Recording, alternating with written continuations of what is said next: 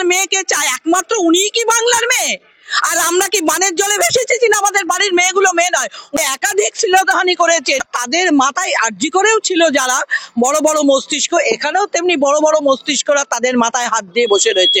এই যে মনোজিৎ মিশ্র, যার নাম উঠে এসেছে, এক নয় একাধিক কেসে, তার নটা কেস রয়েছে, এরপরেও তাকে কি করে বার কাউন্সিলে তাকে কি করে ওকালতির লাইসেন্স দেওয়া গেল? এবং বার কাউন্সিলের যিনি চেয়ারম্যান, তিনি হচ্ছেন আবার ওই কলেজের চেয়ারম্যান, গভর্নিং বডির চেয়ারম্যান। তিনি জানা সত্ত্বেও একজন হাইকোর্টে একজন লয়ারকে, প্র্যাকটিশনার লয়ারকে কেন আবার সেখানে চাকরি দিলেন? অ্যাডভোকেটস অ্যাক্ট অনুযায়ী এটা অত্যন্তভাবে গর্হিত কাজ। তাহলে কি আইদার চেয়ারম্যান অ্যাডভোকেটস অ্যাক্টটা পড়েননি, না বয়সজনিত কারণে ভুলে গেছেন, নাকি কোনো ভাইপো বা পিসির চাপে পড়ে তাকে দিতে বাধ্য হয়েছে? এর খবরগুলো আগে আপনারা বের করুন।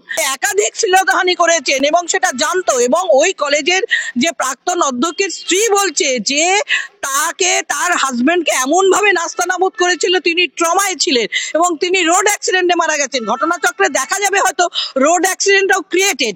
আপনাদের মনে আছে কিনা জানি না, যে যখন একবার হরিশ মুখার্জি স্ট্রিটে ভাইপোকে একটা চর মেরেছিল বলে পরের দিন 3 দিন পরে সকালবেলাতে রান ওভার করে দেওয়া হয়েছিল ওই ছেলেটিকে। কে রান ওভার করেছে? কোনো গাড়ির, তখন নাকি সিসিটিভি সব খারাপ হয়েছিল। এখন ওনাকেও কোনোভাবে সেই রোড অ্যাক্সিডেন্টে রান ওভার করে দেওয়া হয়েছে কিনা জানি না। তাই এখানে একটা দুষ্কৃতকর্ম দলকে এখনো পর্যন্ত মানে সরকারে বসে আছে কি করে জানি না। কে বলেছে রাজনীতির যোগ নেই? কে বলেছে? তৃণমূলের প্রতিটা, ববি হাকিম থেকে শুরু করে আপনার ভাইপো, আপনার ছবি দিয়েছেন, দেখেছেন তো, এবিপি আনন্দ তো বারবার, এবিপি আনন্দ সবাই দেখেছেন, ভাইপো থেকে শুরু করে চন্দ্রিমা ভট্টাচার্য, যিনি এখন আমাদের তৃণমূলের লসেলের চেয়ারম্যান হয়েছেন, এবং মলয় ঘটক থেকে শুরু করে আপনার কে নেই, এবং বার কাউন্সিলের চেয়ারম্যানের তো খুবই কাছের ছেলে, উনি তো তার ওনার বাড়িতে গিয়ে, বার কাউন্সিলের চেয়ারম্যানের বাড়িতে গিয়ে তারা তো মিষ্টি জল খেয়ে আসতো রেগুলার দিনের পর দিন।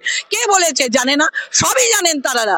ওনারা খালি এখন খরগোশের মতন হয়ে গেছেন, যে চোখটা আমি আমার কান দিয়ে ঢেকে দিলাম আর কেউ দেখতে পাবে না, এইরকম ওনাদের অবস্থা হয়ে গেছে। আরে প্রধান অভিযুক্ত অন্য কেউ নয়, ওই ম্যাঙ্গো। এখন আলফানসো চলে গেছে, এখন এই ম্যাঙ্গো মনোজিৎ মিশ্র, এখন তার বাজার দর বেশি। ব্ল্যাক ম্যাঙ্গো চলে গেছে, এখন মনোজিৎ মিশ্র বাজারে চলছে, এবং ওর দামই সব থেকে বেশি, ওর দাম আছে। ওনারা তো ঘুরিয়ে, পুলিশ তো চেয়েছিল যে এটাকে কিছুভাবে লাইট করে দেয়া, কিন্তু দেখা গেল যে কে আর লাইট করা যাবে না, যার জন্য এখন তেড়ে ফুরে উঠেছে। আজকে আমি বলি, আরজিকর কাণ্ডে যদি বিনীত গোয়েল ওখানে গিয়ে থাকে, আজকে কেন বিনীত গোয়েল সাউথ কলকাতা ল কলেজে গেল না?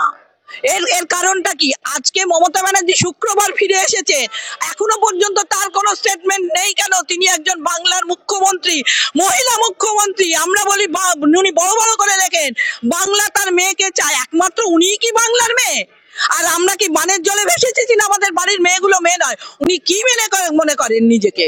অরিন্দম কান্দিলাল নয়, আপনারা বোধহয় জানেনই না, শিয়ালদা কোর্টে আমাদের যে অভয়ার হয়ে দাঁড়িয়েছে অমর্ত্য বলে যে অ্যাডভোকেট, উনিও তো হচ্ছেন তৃণমূলের পোস্টিং, এবং বাধ্য করছে তৃণমূল ওদের লয়ারকে নিতে, অন্য কোনো লয়ারের সঙ্গে কথা বলতে তুমি পারবে না, এটা বাধ্য করছে। সবই করাচ্ছেন কিন্তু এক মহিলা, ডাইনি বুড়ি, এর বাইরে আর কেউ নেই। যতদিন অশোকদেব কংগ্রেসে ছিলেন, তার একটা শালীনতা বোধ ছিল, তার স্টুডেন্টদের প্রতি একটা পিতৃসুলভ মনোভাব ছিল।